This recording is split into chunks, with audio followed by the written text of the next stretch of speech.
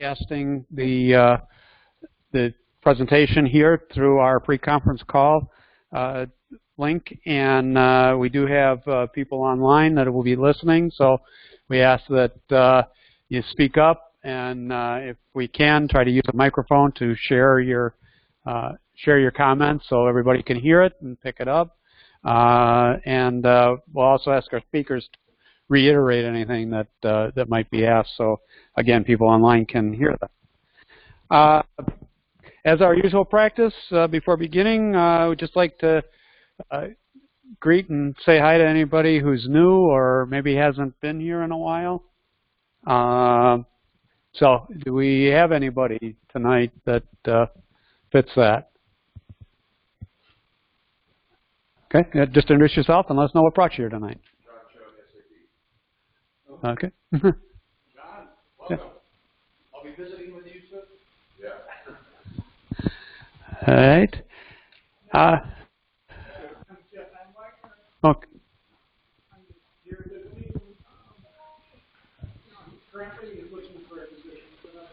Okay. Well, I guess you can kick that off too.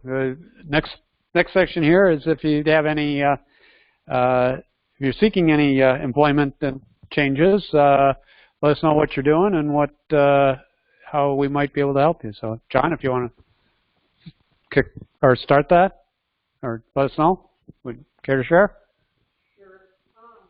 Yeah, my experience is in well, some semiconductor industry, medical devices,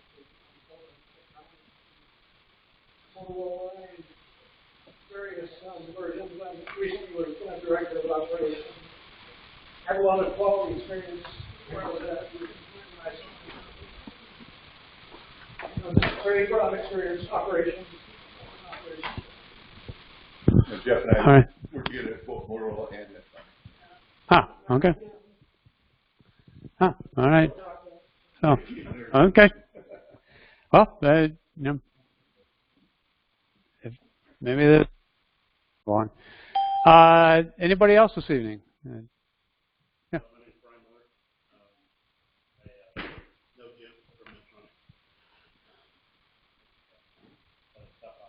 Okay. Well, welcome. All right. Very good then. Was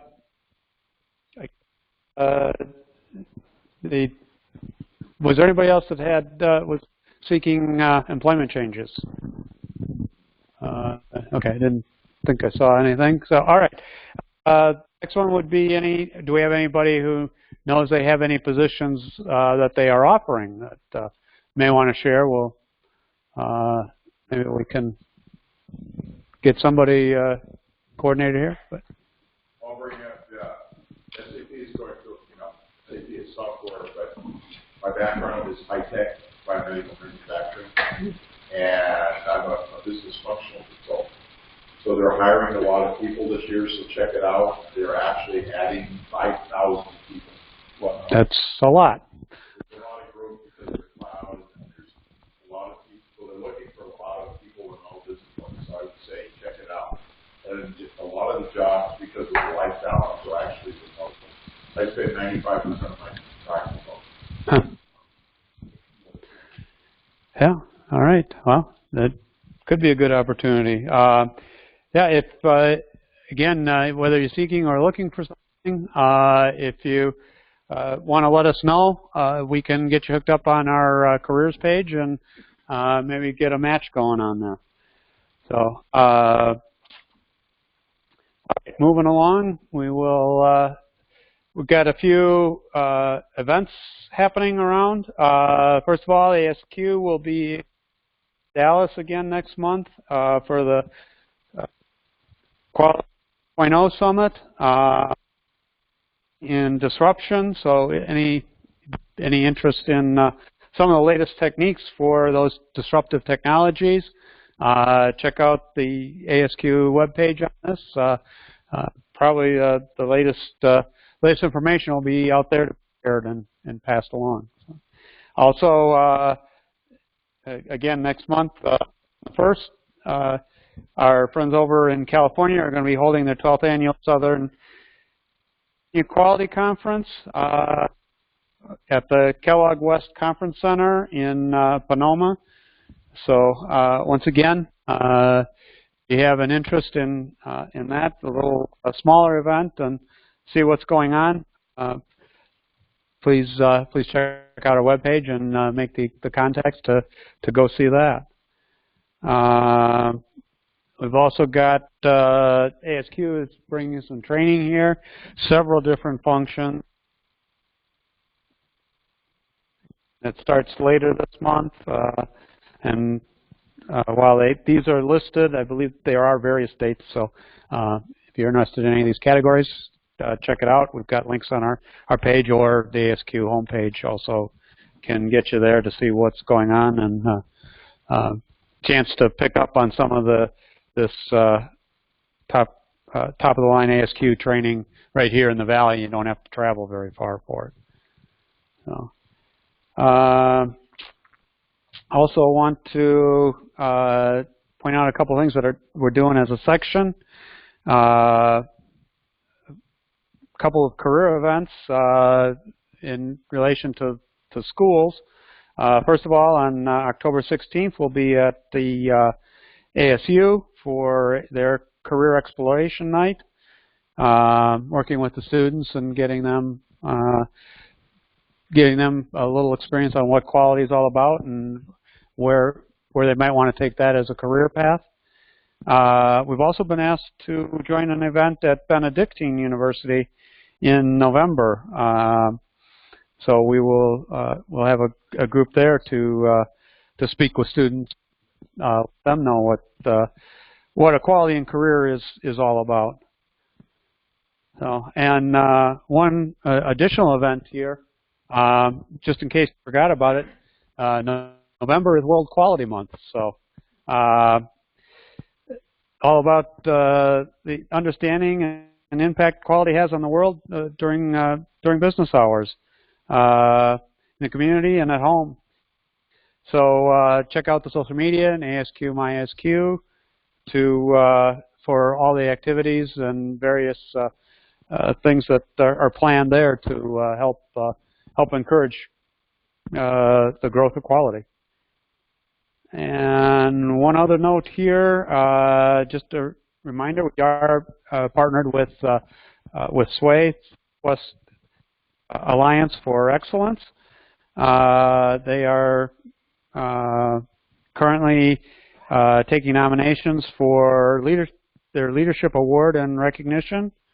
It's an annual award recognizing individuals who exemplify outstanding leadership in the pursuit and performance of excellence and have furthered the performance and improvement beyond the boundaries of their organization. The award recipient is presented at the Southwest Alliance for Excellence sharing of best practices and award luncheon. It will be held on Wednesday, February 19th, 2020 at the East Valley Institute of Technology. So once again, something we can participate in. If you know any candidates, you can check out the website or the link through ours and see what's going on, what it takes to go through the nomination. Yes, then we've got our announcements. So just once again, a little reminder, we do solicit your feedback and like to know what's going on. This is a representation of what our satisfaction ratings have been so far this year. We did find a little math error, and actually this may look a little improved from what you've seen in the past, as we did find that we can actually we're doing a little better than we had originally reported. And then with that, also I'd like to see if we got any other announcements from our board. So, Bob? My only question would be, where are we at with our slate of candidates and officers for 2020? Still looking for open positions? We might be. Still waiting to hear back from you? Yeah, I don't know. Wayne? Okay, all right. Okay. Yep.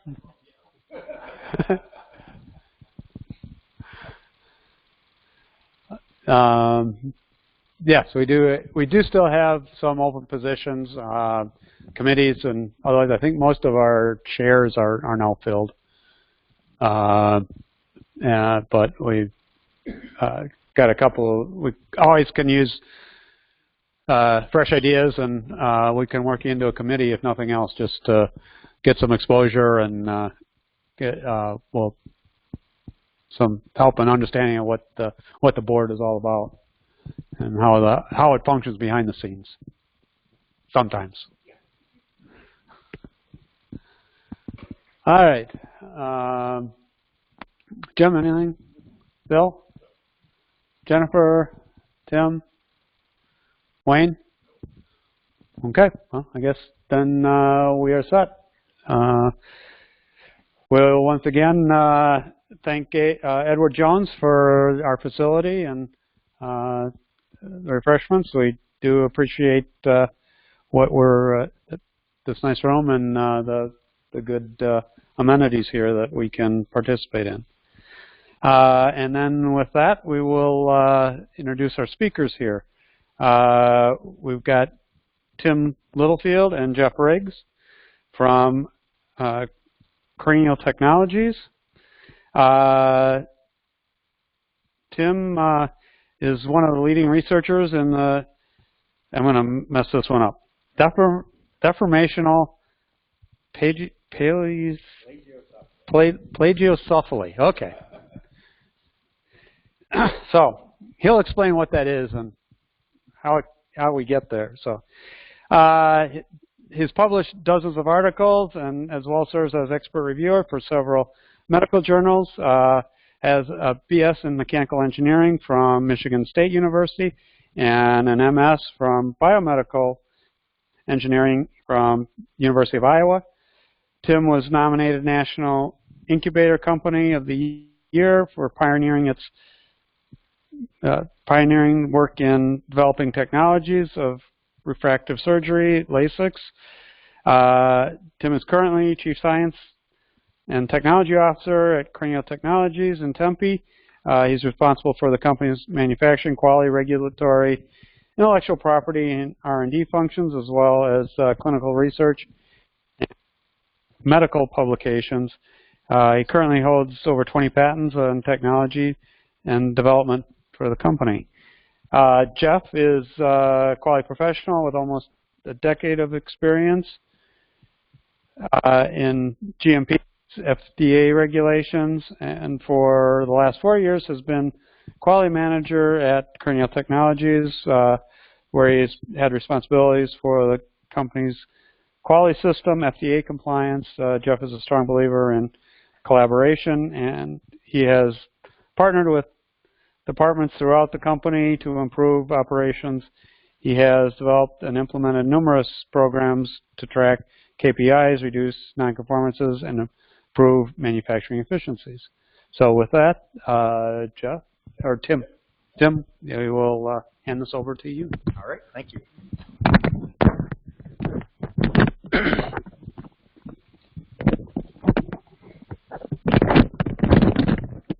All right, can you hear me? All right, okay, wonderful, thank you.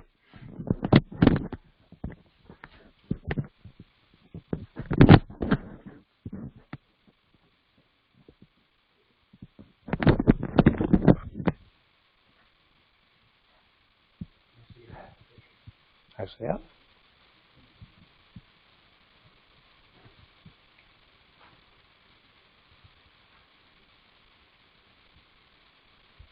While we're bringing it all up, you guys can practice with me and say plagiocephaly. It's not a word that just rolls off the tongue too easy. It does, yep.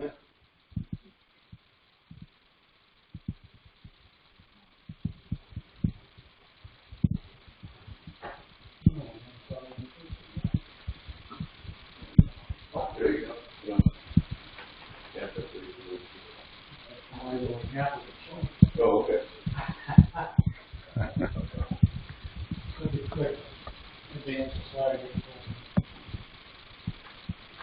Well, that's not good. Yeah. Yeah. So we want to log into the laptop. Yeah. Yeah, just wing it. You can describe what you see on screen. We're utilizing their system. Yep. So that's part of the frustration. Yep. It's all right.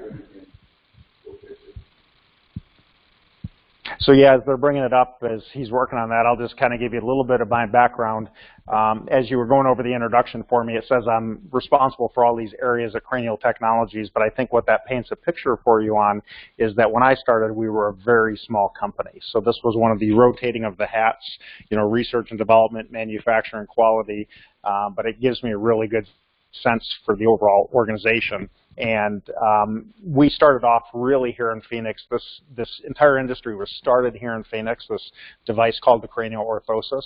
And we were actually the ones with the FDA that pioneered a new process back in 1998 known as the de novo petition that said if your device could not get cleared for market because there was no predicate device, you could petition the FDA in order to get cleared for market. So we were the first company to go through that process back then because Congress was watching really closely how the FDA implemented this.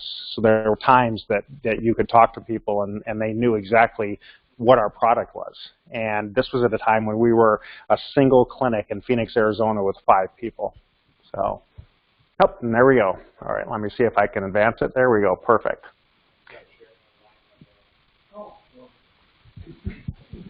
We'll give that a pause and let me know when it's online.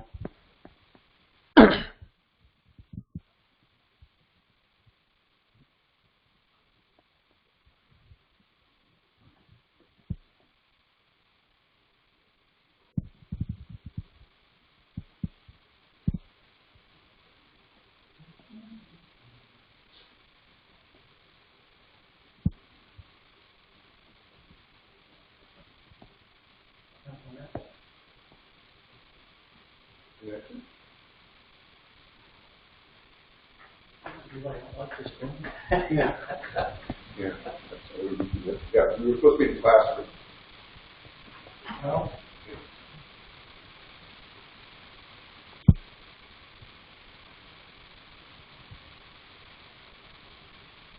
I apologize. All right.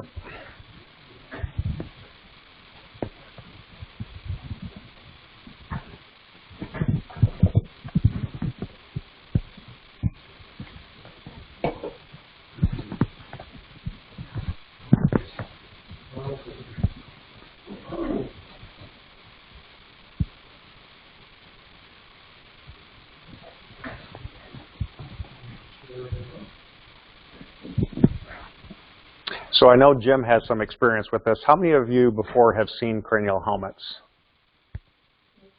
So you're a little familiar? Okay, that's nice. Yeah, like last year we had Jim Kyle went through it, so not everything we wanted out of it, but definitely look like what's the game and feel bad. Yeah.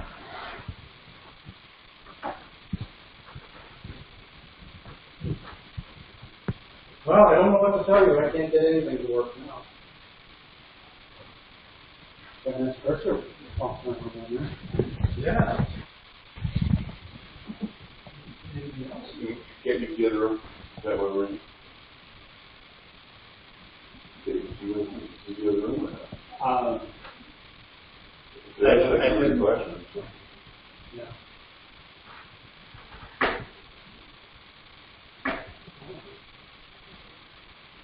We know there was one month where they said that there was, they had another activity.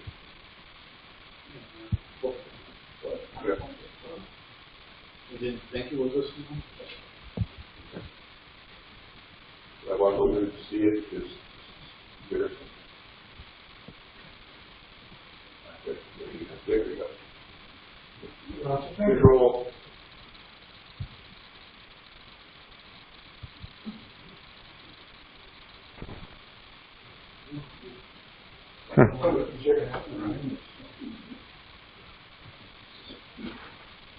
It's almost like when it projects full screen is when you run into problems. Yeah. Yeah.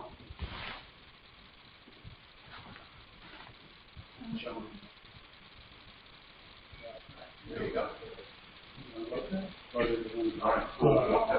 What's not online? Is it showing now? It says wait for the second share screen. Oh.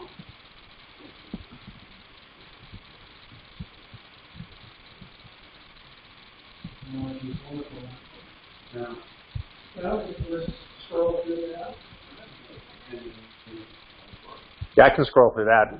So presenting screen, is that with like your WebEx or?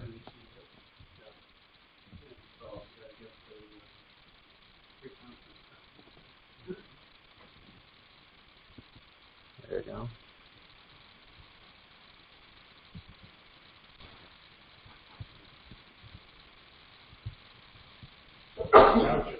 Okay.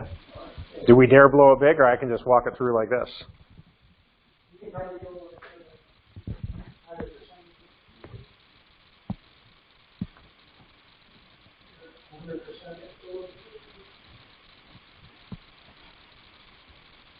100%. Or one of these on?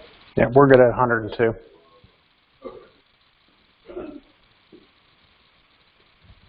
Full screen, got it on. Is it online? All right, we got it. Hey, all right. And I can advance, so we're ready to go. So, all right, so what I will do is I will just jump into this, and we are going to do a two-part presentation here. And the first half of it, I'm going to share with you what this condition is that we treat, deformational plagiocephaly, and I'm going to walk you through how these devices actually work to treat this condition and return a head shape back to normal. And you'll learn a little bit about these devices and how they're really custom made for each and every patient based on their deformity. And then the second half of the presentation, I'm going to turn it over to Jeff, and he's going to share with you some of the challenges associated particularly with quality system regulations when you get down to the level of custom-made devices, one at a time, lot numbers of one. But then Jeff's also going to share with you some of the ways that we've actually tackled and put solutions in place. Because even when FDA has come in to inspect us at times, they want to see everything being measured and weighed and everything. A little bit more challenging when it comes to custom-made one-off devices for children's heads. So what is deformational plagiocephaly? Well, it's a big word, and what it essentially means is that your head simply has become flat or deformed. And the reason that this happens is that right after birth, a baby's head is really soft and really malleable. So it doesn't take much of a force, but if you apply a force to the baby's head, an extended force for a period of time, it can actually deform or distort the head until it becomes a permanent deformity. And so what you do see here is just kind of a schematic of what happens, and this would be a child who is laying on their back, maybe with their head turned to the right. And so what you can see, I'm going to step over here so I can look at you guys while I do this. What you can see here is that the right part back of the head has gone flat, so it's asymmetric back here. And as that part of the head went flat, it shoved the right ear forward, and it shoved the right forehead forward. So when you look at the child from the vertex view or the bird's eye view, the head actually looks like a parallelogram shape type of deformity with a lot of cranial facial asymmetry. And so what causes this? Well, historically, one of the biggest known risk factors for developing an abnormal head shape in children was what we call torticollis. Some people call it wry neck. And that's when you have a dysfunction in the neck muscles, and it causes the baby to contract and always hold their head in one position. And then as they hold their head in one position, that's exactly how the head is against the mattress at night, and that leads to deformation of the cranium.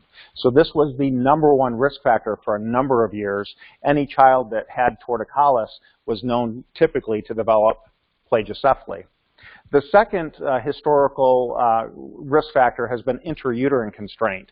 And so if you are positioned in the womb in a weird position, so for example, if you're in a breech position and the head gets stuck up underneath mom's ribcage, what happens is the head can't grow in width, so it grows to the front forehead and to the back of the head, and that child may present with a long, narrow head shape simply from being stuck in that position.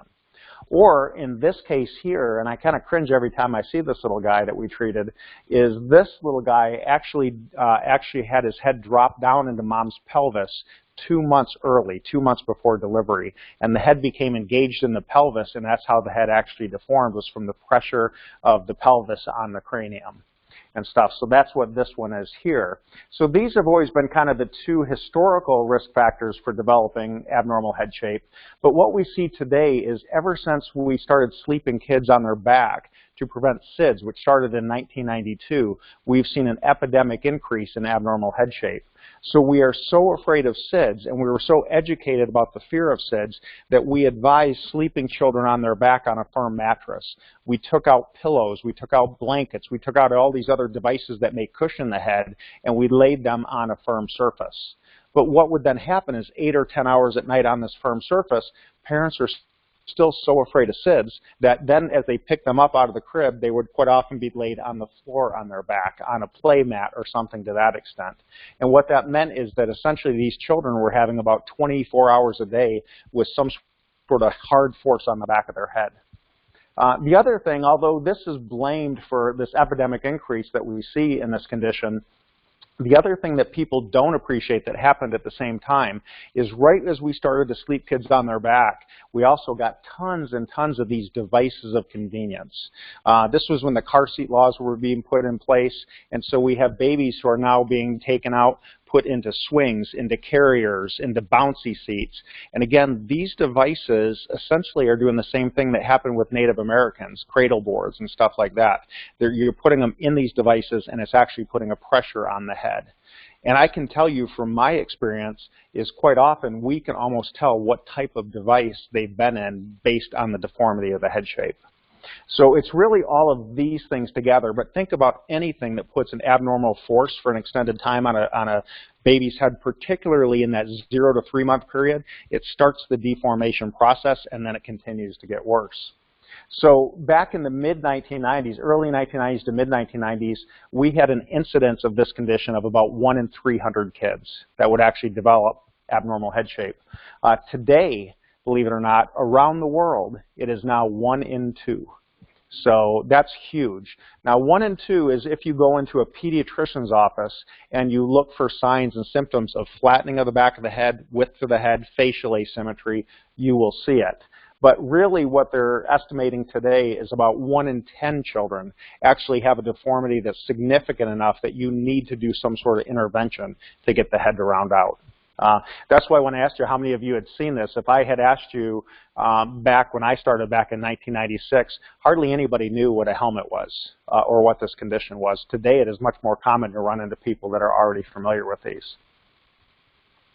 What's really unique about what we do, though, is that when you think about how heads deform, they actually deform like snowflakes. There is no two heads that deform in exactly the same pattern. It depends on exactly what they've been exposed to. So as I look at these pictures across the top, you can see from the bird's eye view, this child actually became a little flat through here, a little wider. This one had a lot of asymmetry to the back, but also has width across the head as well. This is one of those long and narrow head shapes that I talked about from like a breech orientation or from being born premature. And then this one, which is really tough to treat, right here is what we call an intrauterine head shape. This is one that kind of got bent like a kidney bean in utero. And that's really hard to treat.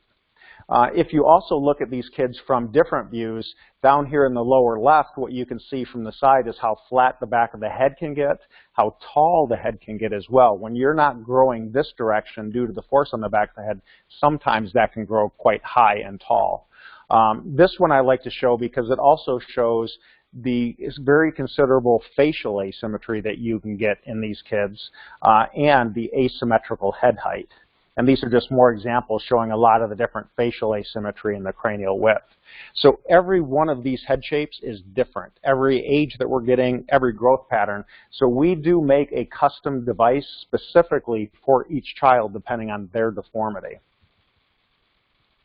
So the helmet really works by applying a very mild holding pressure. So we will look at the baby's 3D image. We will actually design where we want the corrective forces to hold. So we'll look for prominent areas where we do not want any more growth to occur. We'll design in corrective forces to hold in those areas. And then the real magic is that as the brain is growing, which is very rapid at this point, the brain is going to grow following the path of least resistance. So it's going to feel a pressure here in the upper right corner and here in the lower left, and we'll leave room in the product down here, and the brain is going to want to grow that direction. And it naturally rounds out back here, and it will naturally pull the ear back, and then as it grows out through here, it'll straighten the facial asymmetry as well. So the first thing that we do is we have to design a medical device specifically for the infant's deformity, and then we send it to our clinics where they fit the device, and then our clinical staff are the ones that see the children regularly to make adjustments and get the correction to these deformities. And then I'm just going to show you just a couple quick pictures just to show you kind of what outcomes look like so you can appreciate the level of deformity and what can occur. So this is a child that presented to us at 5 months of age, obviously with the nose to the front. Looks very much like that schematic that I just showed you, where he actually had a lot of asymmetry back here. The back right part of the head had flattened. And then you can see it just after 2¼ months of treatment how much that we have rounded that out and returned it back to normal. This is a similar case. You can still see the asymmetry back here, but you can also probably start to appreciate that this head was going wide at the same time. So our goal in this child was to actually hold the width. We didn't want the head to get any wider, and was to allow that asymmetry to round out. So we have a symmetric back of the head, and at the same time we wanted the head to lengthen so that the head went back to a normal proportion of length to width. And this was, you know, a nice outcome in a very short period of time. This is the same child from the side view, and you can see how we've rounded out the occiput. Now, I'll be honest with you, I'd like to see even more here, but we were very happy, as were the parents, as were the physicians, with where we got them. And so this was just one product, and that's where they ended treatment with us. And then this is just my last example. The patient entered treatment a little bit later, at 8 months of age. You can see treatment time was considerably longer, about 8 months. Would have went into 2 helmets in order to get this outcome. But he was more challenging because he had some posterior head height, so it was flatting through here, going up tall. He also had a kind of a concavity that was happening here, and then you can see the change to the head shape after 8 months of treatment. Okay, so that just gives you a general idea of the types of deformities that we see in the correction. So how do we make these devices for these kids? Well, it all starts first with taking a 3-dimensional image of the baby's head shape. So we actually, as Cranial Technologies, developed this system specifically for obtaining an accurate 3D image of a baby's head shape. It's called the DSI, and the first thing that we wanted, if you guys can really, I'm sure you can really appreciate this, we needed a system that was super fast because babies move very quickly. For those of you that do laser scanning or metrology and stuff, a baby doesn't hold still for even a fraction of a second. So this system, once we put the baby in the system, we click a button, all the cameras fire, in 1/180th of a second, we have a 3D image of the baby. The second is it needed to be certainly very accurate because the more accurate the head shape that we have, the better fitting the device, the better the corrective pressures we can put in. So this system actually can obtain this image to an accuracy of about 0.5 millimeter.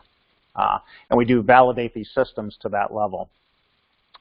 And then certainly lastly, when I was designing this, is we had to consider safety.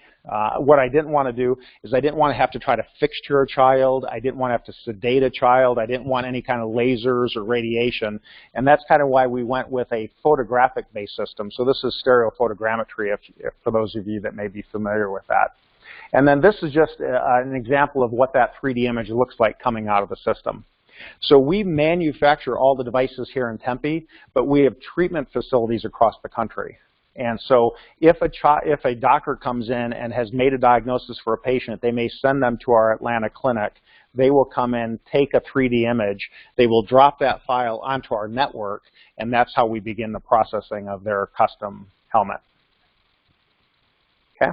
Once that drops from one of our clinics onto our network, it goes through 7 different stages in the manufacturing process.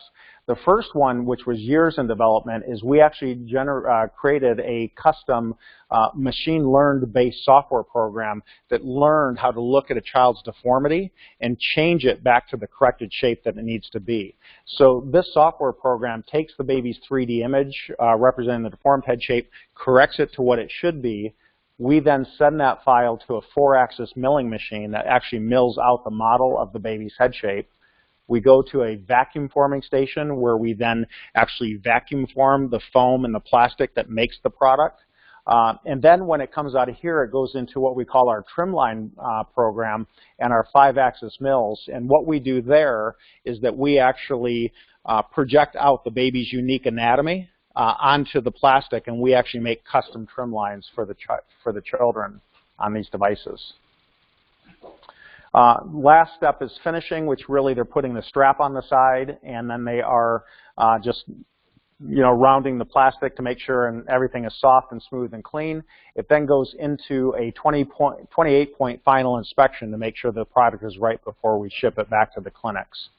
To give you a timeline, though, we actually ship these products within 2 to 4 days max of when we get that 3D image. And that is because as we're treating these children, their heads are growing and changing, so we need to get those products back very, very quickly. Once we ship the devices back, FedEx overnight back to the clinic, the clinician then fits the device, and they can tell and make sure the pressures are in the right place. They may do some customizations to maybe cut out some plastic around the ear, whatever it takes to fit the child perfectly with this device. They send the baby home, and the baby actually wears this for 23 hours a day. And they wear this because, again, we're capturing brain growth. So what we're doing is as the head is growing, it's actually redirecting the growth of the head into the proper shape. They then come back into our clinic every week to 2 weeks, depending on their age, and the clinicians will then be taking some of that foam for the products that are being handed around. Some of that foam gets taken out little bits at a time to actually control the way that the head actually changes shape. So overall treatment time, if I have a very young child that enters treatment, say anywhere in the 3 or 4, maybe even 5 months of age, they may be in and out of treatment within 5 weeks because their heads are growing so quickly. If they come to me later, say about 9 months of age, it may take up as much as 4 months because their head growth has slowed so much over that time period. So it's really a function of how quickly they're growing to what kind of correction that I can get. So with that, that kind of paints just an overall picture of what the condition is, what causes it, how we take the images, and how we manufacture the device. And now what I'm going to do is turn it over to Jeff. And what Jeff will do is talk about some of the unique challenges that we face in the quality system requirements for making custom headbands.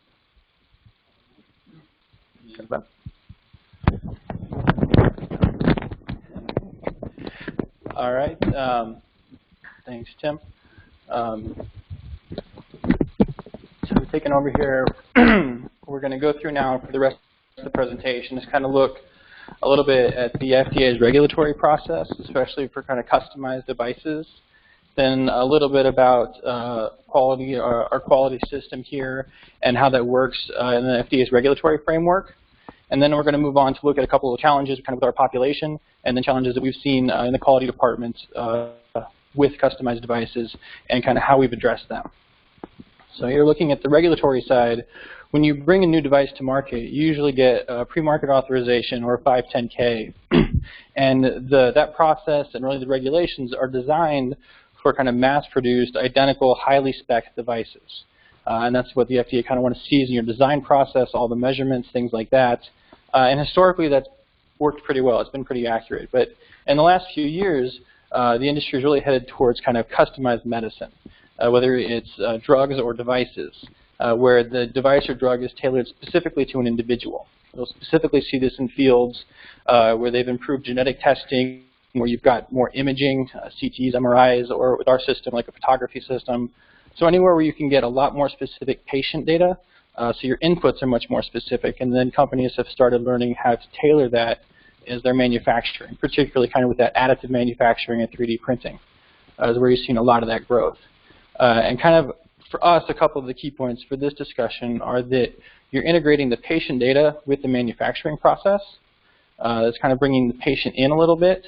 And then whether it's the hospitals who are going to use a 3D printer and kind of print their own stuff, whether it's the dentist printing out their own fillings, things like that, you are tending to also kind of see some of the manufacturing companies deal more with the actual patients or even potentially patient care.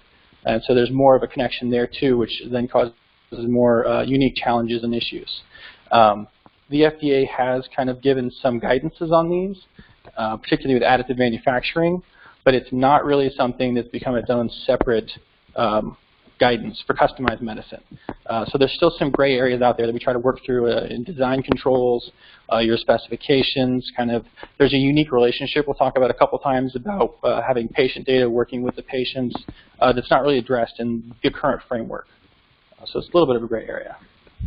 Then kind of the FDA quality system is fairly traditional on a lot of things. We've got our audits that we have to do, you've got process monitoring, your non-conforming materials, training requirements, all those kind of more traditional, very universal things. Generally, when you apply them to medicine or devices, there'll be some specific areas of focus that'll change, what kind of risk things you take into account. A lot of that's pretty general. Then there are some areas of the quality system that are more affected by this custom part, particularly statistical controls when you have lots of one, or as we are growing fairly quickly, and at clinics as they open have only 1 or 2 devices at a time being made. So it really can affect your statistic analysis. Another thing we'll talk about more specifically is your finished device inspection, or kind of generally your design controls and specifications on a device. Can be tricky when it's a customized device like this. And then for us in particular, and in general, kind of if a manufacturer works with the patient more and brings in any kind of treatment or patient care, it brings a whole other set of issues for your kind of root cause analysis, for your complaints and things like that. So the first kind of challenge we'll talk about is more general with your population. We have young, kind of high-risk population. As Tim mentioned, a lot of them have that congenital torticollis. Some of them have other developmental issues. And so there really can be some challenging medical conditions with the babies. The other major part with them being so young is that they can't communicate. So I think one of the biggest challenges you see with that is, say, for skin breakdown or redness. If you had an adult wearing a band, they could tell you as soon as the skin starts to feel a little sore. You take it off, go to the clinician, and they do a nice relief, wait for the skin to heal, and you'd never really have a skin breakdown in an adult. There would be no reason to. But with a baby, their skin isn't as developed, it's not as strong yet, and they can't tell you when they're kind of feeling those issues or feeling that sensitivity build, and then the parent may find after a day that the skin is broken down or something. So that's something that you would never really see in an adult patient, but we deal with here with our population. Another thing you do as a young child, these are new parents, obviously. So there's a lot of emotion involved. They can be very nervous. They just had a baby, and not only that, but their doctors told them that there's a medical condition they have to address with their child. So you just need to be aware of and kind of address and respect all those emotional components to dealing with the parents like this.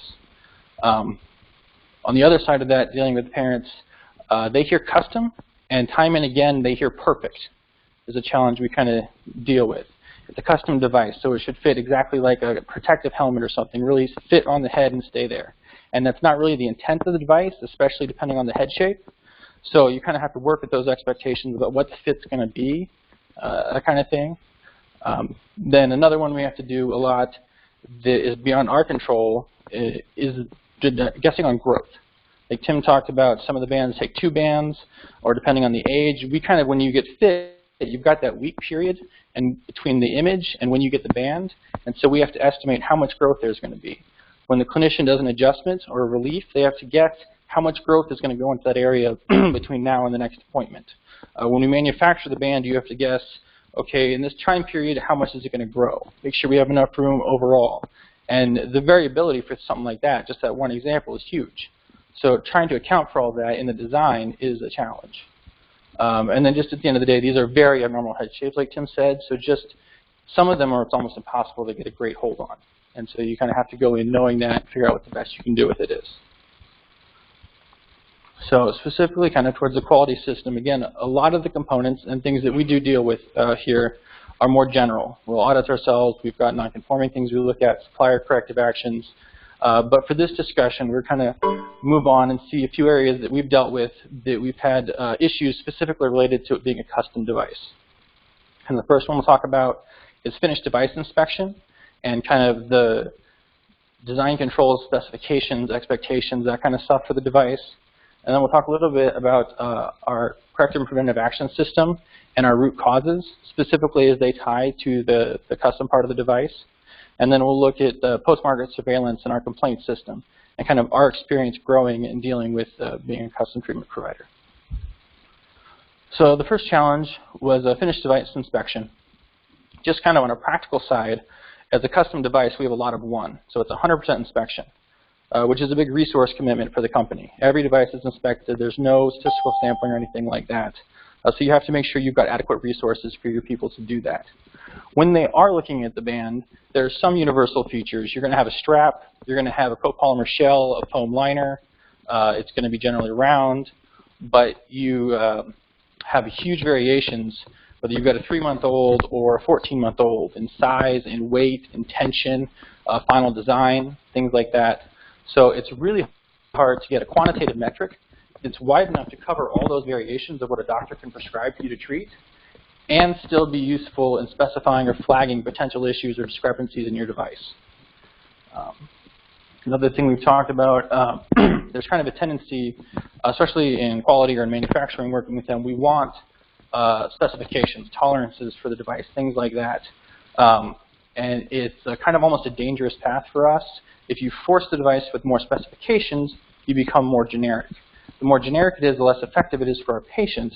So that's really something we try not to give into. You have to have some, but you don't want to get kind of carried away with it. So kind of our findings working with finished device inspection, to kind of repeat, the broader your specifications, the more custom you can be. And the narrower your specifications, the more generic you're going to be. We need to have upper and lower bounds for what we produce. We need to have some kind of limits and specifications we look at. We do have a 28-point inspection, as Tim mentioned. But rather than focus on that, even though we have to have it, really what's important to us, what we focus on, is the relationship between the device and the patient. We've done a lot of effort into learning how those should be connected, what the best relationships are, particularly in terms of curvature and shape of device and head. And working with our inspectors, they can almost visualize the shape of the head. Is it really tall? Is it really wide? Is it particularly angled? And so they'll see how the curvatures of the band fit with what the overall shape is. So for example, you can see on the front of the bands, rather than worry if the band is, say, 25, 30 millimeters tall, they're going to look and see, when they look at the bottom of the eyes for the band, are they seeing a point in the copolymer where you're hitting the right curvature, showing that you're at the eye line. If you see it to start to curve and break at the right point, then you know you're at the right point of the head, regardless of how tall that is. And so that's kind of a key finding we focus on, we've looked at. We've also given our inspectors tools. They've got software they can open up and see for a given head if it looks odd or they've got a question that doesn't quite match what they'd expect for the shape they see. They look at the modification and they say, okay, this head does have a protruding bump here, or like Tim showed, the one that had that kind of saddle dip at the top. So you might see the cap go in a little more than normal. And you take this and you don't look at a final, okay, the cap is 5 millimeters wide, but hey, when I look at the system, it is right at the edge of that modification. Or our trim lines where we look at the final shape, that kind of heat map over there you see. You can see where the band's going to fall in the kid's actual head. And so it's important that when they go back and look at that and use that tool to evaluate, the trim line is going to be right on the red on the curvature, which ensures that it's going to land on the actual patient's head properly, land on it. So that's kind of, we are not focused on the specifications, on tying down tolerances. We focus on learning and becoming experts in this kind of relationship, these connections. And that's what we do with our finished device inspection. Kind of the next challenge we'll talk about is challenges with our CAPA process and our root cause analysis.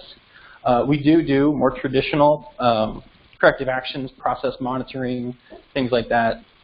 But for tonight, what we're going to focus on and talk about is how we apply the CAPA process and root cause analysis, specifically to what we call remakes, which for us are any product that's returned to the manufacturing facility to be remanufactured for really any reason. So kind of some of the challenges in dealing with that are initially, what is a good remake rate? What would you expect to be coming back? If it's just in-house, looking at what gets remade or remilled or something like that, you can look at your processes, what failed exactly, and kind of what you'd expect to fail, tie it down a little more. The problem with this isn't even failure. This could be family lost on a vacation. It could be the baby just didn't grow. Or it could be, maybe we did make a mistake and it's the wrong side opening or something. So you really can't say these are even failures. And of the ones that are, you've now been in the field for 2 to 5 weeks a lot of times. And the number of external factors that get involved by that make this review very hard. That part of bringing the patient information to the device, merging the manufacturer and the patient treatment really brings a lot of this in. There's variability in these external factors. And then last thing, touched on a little bit a couple times, is again, with lots of one, with a lot of smaller operations and breakdowns of what we're doing, it makes statistical analysis very challenging for us. So kind of our solution, focusing on the root cause analysis for our remix specifically here, is just kind of historically, when a device came back that was remade, we treated it just like any other device. It came in, it was made according to specification, and shipped just like normal, completely independent of anything else and all on its own. What we've kind of learned or taken advantage of is, as a custom treatment provider, as a custom manufacturer, we have access to patient data about what happened. We know more about what happened to this band, to this patient, and kind of that being a custom device, it makes it more challenging because there's a lot more things that can happen out there, but it also gives us more information.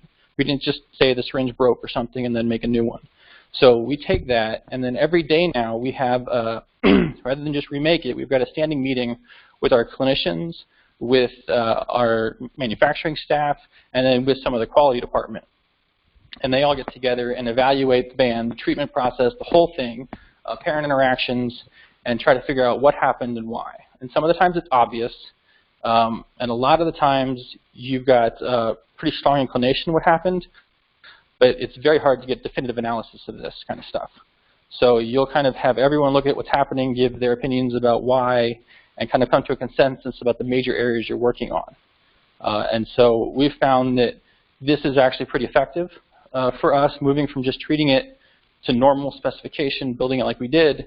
Going through this, you have, I think, maybe 6% of remakes not work effectively, have to come back again. And it's already a very low rate that gets remade originally.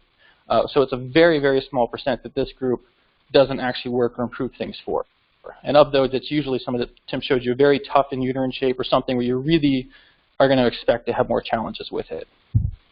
So it has been a very effective solution for us, is to embrace that extra data from being the custom device and use it to make a better product. For clinical support, that's a more proactive system we've implemented. We have a group of dedicated senior clinicians who provide support to our the rest of the clinicians, the rest of staff, figure out what's happening, why, and they also are the ones now who approve our remakes for us. So there's a very consistent level of when you get a remake and why, which helps for your analysis, knowing there's really an issue going on, things like that. So this is kind of what we've done to handle that variability and the extra stuff coming from the field with our remakes. Kind of that last specific challenge we said we're going to talk about tonight is our complaint handling. And again, it's not every device. If you've got a custom drug manufacturer who just customizes the drug and sends it out to a patient, they may not have any more interaction with the patient. By default, they're going to know who their patient is, and they're going to send it to them, and they will have more information than a non-custom device. But again, the trend is a lot of people are learning more and more about their patients. They're becoming more interconnected with them. And as a treatment provider, we are obviously very connected to our patients, very embracing that. And so the closer you are to them with this custom devices, or the more information you get. And you have to be prepared to handle that and know how to handle that and what to do with it. And then for us, in medical device, you also have to know what's an FDA complaint, which is more tied to fit or function problems, and what might regularly a business complaint and more customer service issues. And you have to be careful in how you triage that or take care of it. So kind of looking through complaints and what we've done, it's not inherent to it, but kind of because we had so much feedback about patients and the quality system handled complaints and when people weren't happy, we eventually became more of a customer service team. And our strength as a quality team, the complaint team, was in finding root cause analysis, looking through the manufacturing records of what's going on, identifying those kind of problems, interviewing the manufacturing staff, your clinicians, and really kind of doing that deep dive to analyze things. It's not as much talking to the parents, things like that, but what we found was it really became more of a customer service issue.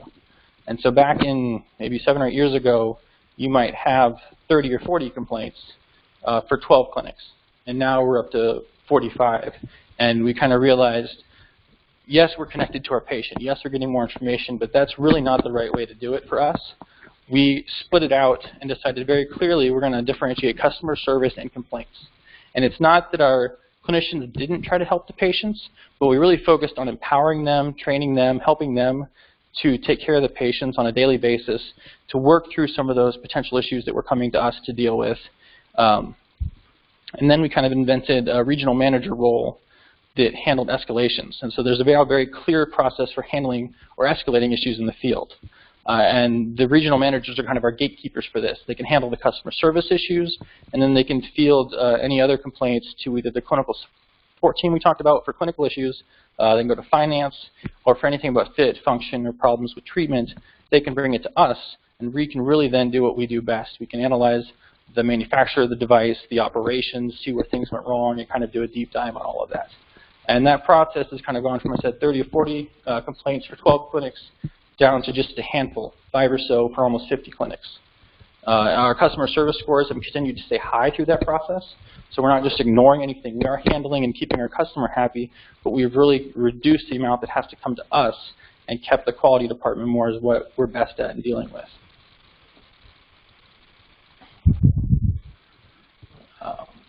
So kind of going through here, hopefully a couple things from the presentation. The medical device industry is moving towards customization. Better genetic testing, imaging, MRI, CTs, things like that are really helping get better patient information in there. On the other side of things, your chemical drugs are being manufactured more effectively. 3D printing, additive manufacturing is developing and allowing a lot more of these things to develop on the manufacturing side. So you're really seeing a pretty explosive growth in this kind of stuff. And then while the quality system can handle a lot of this and is pretty good overall at doing your auditing and looking at a lot of these things, the customized components, particularly how you deal with your patient information and stuff, is still a little gray and something that has some regulatory challenges for us. Then going through kind of for a customized device, for us, we've discovered that the relationship of the device to the patient is really where we focus. You have to have your specifications, but the customized device is really about understanding the patient and knowing how your device is going to work with them, making sure that's appropriate. Then for our root cause analysis for our remakes, we've really embraced the extra information we have about them as a customized device. We try to utilize that, and we've done a great job of kind of reducing the problems with our remakes, making sure we're really getting at the root cause of everything when we analyze bands that are coming back. And then finally, for our complaint handling, we saw that we have a lot of data now, especially as a treatment provider again, and the most important thing was figuring out how to differentiate and keep quality doing what we're good at and making sure the company still got what they need out of patient care and customer service and that kind of stuff. So those are kind of the main things that we've seen and worked through over the last 7, 8 years dealing with the customized device and trying to make sure we're handling all of the different issues as well as we can. So with that, we'll say thank you for your time. Appreciate it. Thank you for Tim for handling the kickoff for us. And see if there's any questions or anything about the presentation, either the device or quality. So to say functional complaints. So in general, if it's tied to manufacturing, is it almost immediate that they know it's not working, or do they wait for a period of time to edit it go in the direction they expect it to go? That's a good question. As with almost anything about this, the answer is it depends. Okay. For the most part, if you fit it and it doesn't work, that's a good sign something wasn't quite right in manufacturing. If you fit it and you get to that second appointment and things are going well, it's a very good sign there's something, either the patient suddenly has a growth spurt, or there's a clinical adjustment issue or something like that that's outside of the manufacturing. And so that's not a hard line, but that's kind of a guideline you can look at. Your remix population, do you find that you have to go back to the original 3D image stat model? Yes, we do. To make a correction? No, Strictly all manufacturing? when there's a remake, the baby's grown too much to use that original image. It doesn't last for more than a week or so. So as soon as the decision is made to remake them, they are re-imaged and we get a new image of the current shape. And then that will be used to manufacture a new one. Is that what you were asking? I guess definition of remake.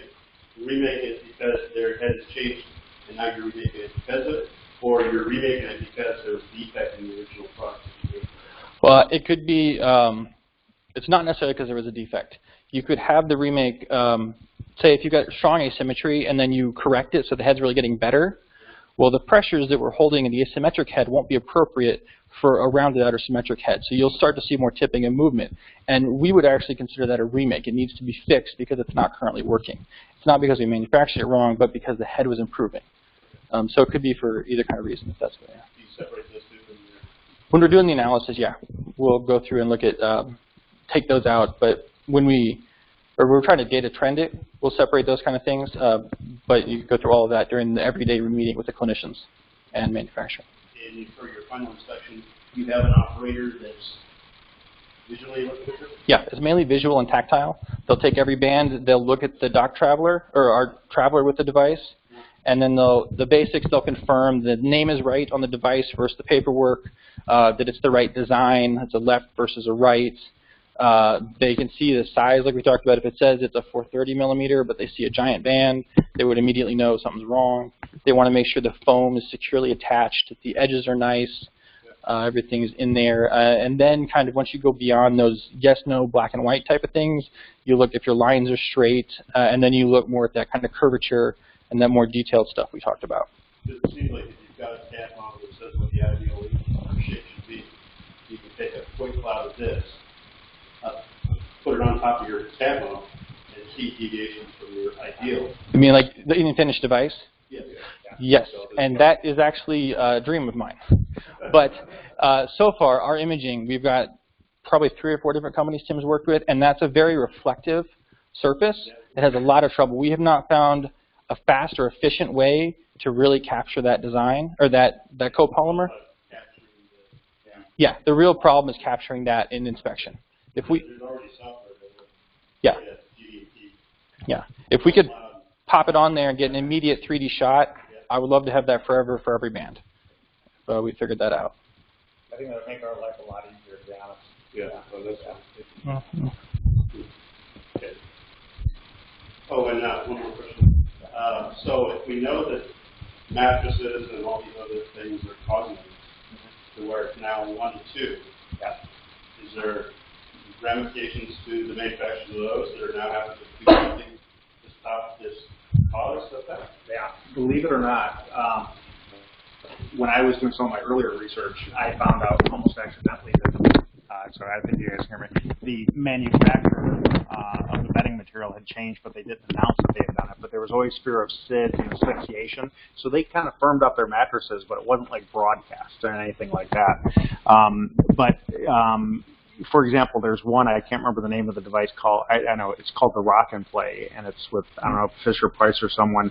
There's now a lawsuit against them because they were advocating children sleeping in these devices, but now there's a lawsuit saying that this device has caused plagiocephaly. So, you know, the hard thing is it's also intermingled together. But there has not, I thought for sure when this stuff came out that there'd be these big efforts to try to prevent plagium. People have tried to do it, but they've been unsuccessful doing it, even though we've known about it for 20 years. It's a hard thing to do. Like you could make the back half of this that's designed to be a perfect head, and put it on top of the mattress that their head sits in, so that they got the firm mattress. And then have a soft bedding. Yep. And that'd be a whole new medical device and all new claims that we'd have to go through that. The interesting thing is that what we've discovered for years is there have been other people that have invented pillows and noggins and other things. And what you do discover is that the best way, what we say in the industry with all the doctors, the best way to keep a head shape round is to rotate children like a rotisserie chicken. Yeah. If you keep them moving, you're distributing the forces. But there have been devices that were put on the market where they shaved out foam, but then the kid gets locked into that position. And then what you start to do is get indents where it's in there. So it's all about keeping these little kiddos moving. One thing I did not cover in my presentation, I was up in my Phoenix clinic, and it's going to come out eventually too, is cell phones. I was up in the clinic. I'm seeing a mom sitting there. Here's the baby in the carrier next to her chair while she's just texting away like crazy. And it is, parents just are not aware of the impact of these things. Yeah. A very good question, Tim. Yeah. So do you do like follow-up, with the kids, over time after they've been treated to validate the head stage, the shape that you guys want? Yeah. So in the early days of this, there was a lot of concern about would heads regress. Do they come out of treatment and then go back? And I used to have neighbors of mine come running down when their kid is 9 months old and think they see something, but it's at 0 to 3 months when the head is really soft that it starts to deform. Once you make it past that period, the head tends to stay. If the bones get rigid, the growth is less, so it tends to stay. So what we've discovered is that once you get past a certain age, then the head shape pretty much stays the shape it is unless you mechanically go in and try to change anything. But we have followed a lot of kids out to 2 years of age with growth and shown that it is stable. And I'll be honest with you, it doesn't get better. If you don't get it corrected, it does not get better, but it also doesn't get any worse. Are these worn 24/7, or is there like a treatment period per day? Those are worn 23 hours a day. Take them off for bath time or a little bit every day, but 23 hours. But you're also looking for skin damage too. Yes. For that 1 hour. So if it indicates skin damage, to get back to condition. And he went through that. Yeah. Skin checks every time you take it off. Yeah. So the 1 hour is pretty much like a bathing routine at night. It gets the chance to take the band off. They bathe the child. They do all of that.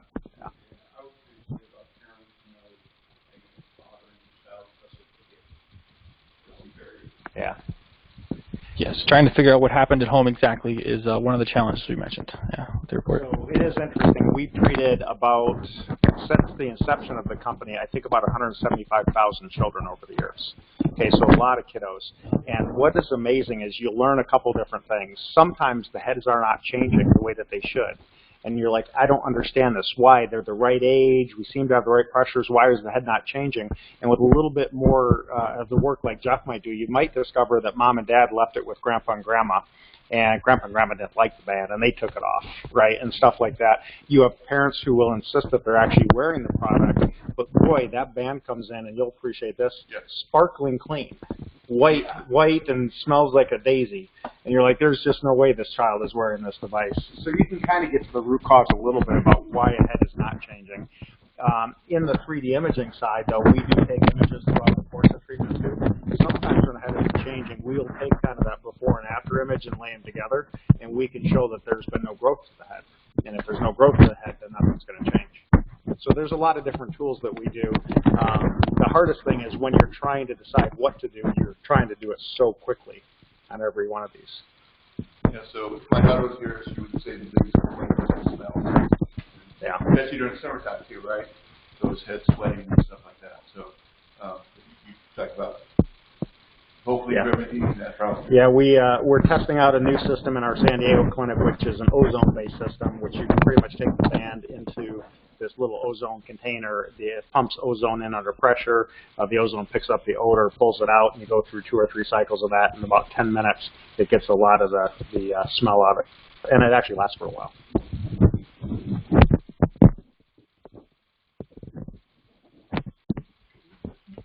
If you don't mind, I'll ask a question of the group if I could. I started with the company when there was just 5 of us, and it started with casting babies' heads with plaster. And the woman that invented this would make the bands by using a Home Depot bucket, pouring plaster in. I mean, everything was handmade.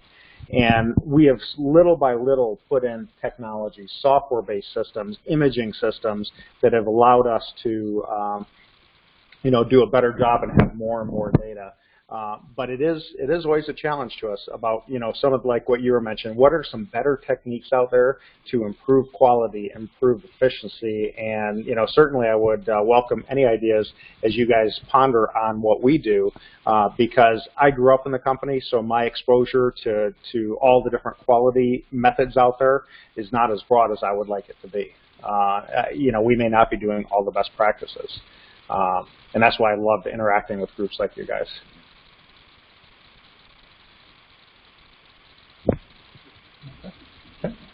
Excellent. I really appreciate it. Yeah. Thank you, guys. Appreciate it. All right. Well, as we wrap up here, we do want to thank Tim and Jeff for joining us this evening and providing their information. We do have a little certificate here for each of you. Oh, thank you. A little token of our gratitude. But we also have one other task I'd like to ask. Okay. If you could draw a card. But this will show my ticket here. Yeah. And read the number. Read the number, and yeah, we'll. All right, that is 453092. 092. Oh, there we go. Thank you. All right. Very good. So, once again, we will be back here next month. Not sure if we're going to be in here or in the classroom. But we will make sure we let you know. We will be once again. That's National Quality Month, so we'll